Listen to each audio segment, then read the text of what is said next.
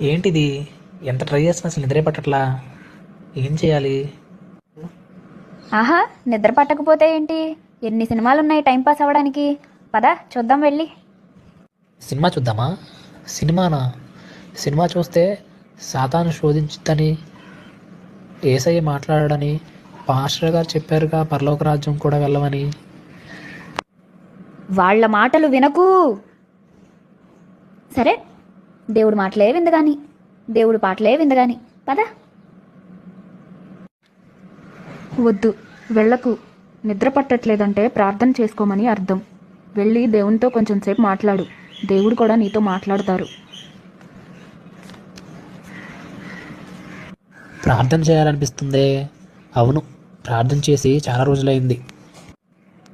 ప్రార్థన చెయ్యకు. అయినా దేవుడి వాక్యం వింటున్నావు, దేవుడి పాటలు పాడుతున్నావు.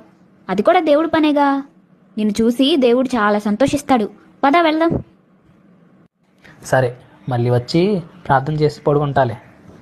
ఇప్పుడైతే వెళ్ళి కాసేపు దేవుడి పాటలు విని వాక్యం విని వస్తా. వచ్చిన తర్వాత ప్రార్థన చేసుకుని పడుకుంటా.